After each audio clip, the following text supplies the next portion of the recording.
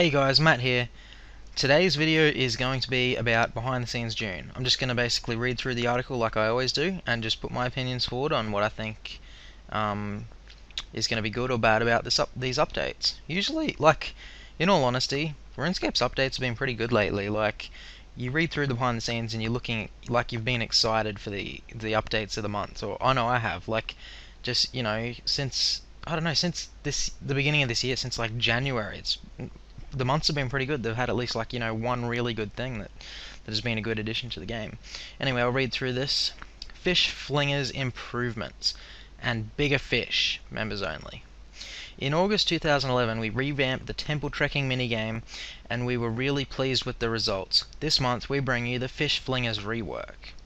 For those of you who don't know what Fish Flingers is, it's a great little player skill-based distraction and diversion, suitable for all levels, where you and other players compete to become the greatest fisherman of all time. Well, until the beginning of the next game anyway.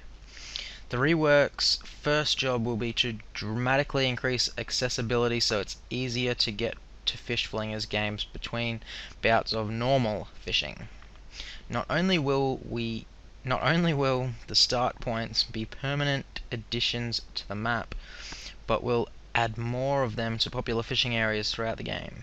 Competitions will also be far more frequent, running every 20 minutes, and you'll be able to claim 2 tickets per day rather than just 10 per week. We're adding a new big fish feature to the game too. Players will have to cooperate with each other to land these whoppers, but the XP rewards will make the extra effort worthwhile. Worthwhile for all. That's great. More XP is fantastic. So get involved and don't be coy. I don't even know what that means. How do you say coy? Coy. You don't want to be the cod one out. Oh my gosh, these are terrible RuneScape jokes. Just, guys, ignore Jagex at all times. We also will completely overhaul the nature and size of the potential rewards. The fishing XP will be tweaked to reward fishers who find the best tackle combinations available. You'll also be able to earn brand new set of fishing gear similar to the lumberjack outfit and the golden mining gear. Each piece will improve all of your earned fishing XP while worn. We've also changed the tackle box reward to allow you to store raw fish and are implementing a host of other cool features too. Yelps is also getting involved with the update as he temporarily renames his home the Squeal of Neptune, giving you a chance to catch some brand new cosmetic fish themed attire. Now, at that last paragraph, I'm just going to point out that RuneShark did point out that Jagex can't seem to release an update without incorporating the Squeal of Fortune into it. And this is just further evidencing that premises. Dead set, they have something new on the Squeal of Fortune every single month, and it's starting to annoy me because since the Squeal of Fortune is annoying me anyway, the fact that it's in the game and you can buy spins, and Anyway, I do know a little bit about Fish Flingers. Tanya actually plays it.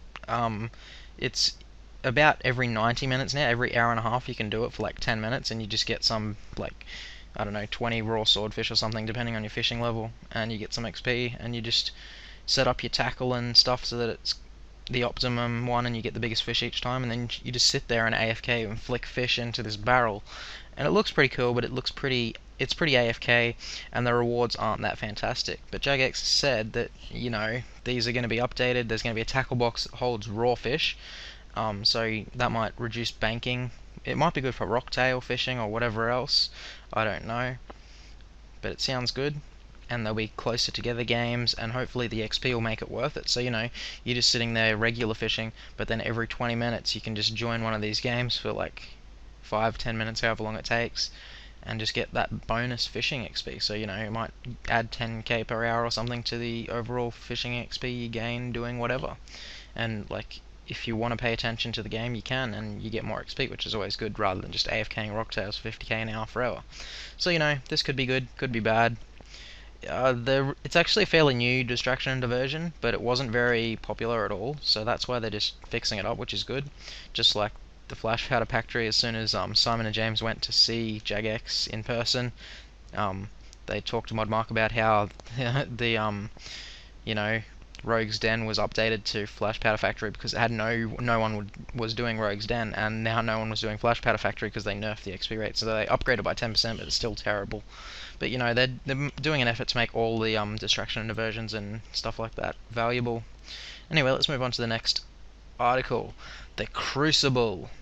Return of Bounty Hunter, members only. Back in 2011, we removed the bounty mechanic. For many of you, it was a style of PKing you preferred to the traditional wilderness, and we promised that we would bring it back. Well, it's back, and this time, it's better than ever.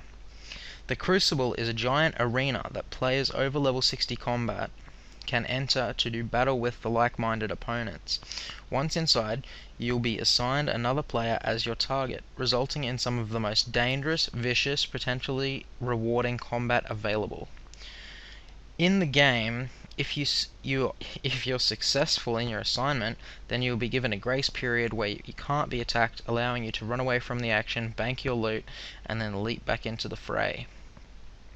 The entire area is based around solo play, so no multi-way combat, and combat can only be engaged between targets, so no rushing or PJing. Of course, you'll need to be very sure of your abilities, because with all dangerous PKing, the winner of each fight will gain all the drops from their opponent. Players gain points through the noble actions, i.e. not running away, and victories. These points can then be spent on unique death titles and jingles to play with your slaughtered foes. The points are also used to determine a brand new feature to RuneScape, the Supreme Champion. If you have a high ranking within the Crucible game, you'll have the chance to be temporarily elevated to the status of Supreme Champion. You'll be rendered invincible for a whole minute, and will be given access to a raft of brand new weapons only to be used within the Crucible. So you can go on a mad, crazy rampage where you can slaughter anyone in your way, harnessing the dark power discovered by the Crucible Keepers. Each weapon is suitable for a different combat style, with melee warriors claiming Annihilation, rangers wielding Decimation, and mages holding the mighty Obliteration aloft. The Crucible is a cruel, capricious place though, and your fellow PKers will be waiting for revenge when you're knocked from your lofty perch. We're also relying on a new special combat calculation to assign targets. This means your targets will be of an ability level rather than similar or equal to your own. So skill knowledge will rule the land. Between kills, you'll also be able to loot corpses of long dead warriors that are scattered around the area, providing brand new combat gloves, again, only to be worn within the Crucible. Powerful and offering a healthy life point boost. We're looking forward to seeing these gloves in use. A new high scores table tracking kills is being created with the update, so we'll soon know who the most powerful PKs are officially.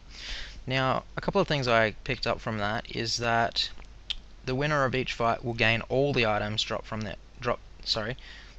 that will gain all the drops from their opponent. That reminds me of the Dangerous Wilderness at the moment, where you can't even use the protect. No, I think you can use the protect item prayer. I don't know. I don't PK very much. But if it's all items, that means you can't use the protect item prayer, or else they could protect something. So that makes me think that, you know, this would be good, because there'd be like, well, obviously no chaotics unless you're willing to risk them, and you know, people wouldn't use a claws as a spec weapon unless they're willing to risk it. So I think that people are either going to risk a lot more, or people are just going to go with, or people are going to have to like think about what they're going to go in with, like whether it just be a whip and Darox or something, and a DDS as a spec weapon, or maging or ranging, depending on the evolution of combat coming. It's sort of just going to depend on what people end up thinking or doing, or what's best. But you know, it's interesting thought that if nothing can be protected, if it's all dangerous but there's no PJing or rushes, that'd be pretty good. I think it'd be pretty amazing. People would actually might risk like claws or something. Anyway, we'll go into the combat beta. I am very much looking forward to this. There's a huge amount of news, reveals, videos, and general chatter about the combat rework, so I won't repeat it all here. Suffice to say, it's the biggest thing we've ever tried to do, and it has already had thousands of hours of development invested into it. If you want to check it out, the beta will be open to members only, and the combat beta contract item has been delivered to the inventory of every single account today, June 1st. If you want to help us shape the future of the game, get involved. It's not all about combat either, despite the name. It also brings new action bars available for all players. Want to know what an action bar is? Sign up to the beta now. Keep reading the news, updates, and watching our videos to keep and learning about the new exciting update of the year. Be sure to check out our Combat HQ too. So, I do believe that Tom and I will be doing a podcast on the weekend sometime regarding what we think about the combat beta and what we know for sure from Jagex mods and such.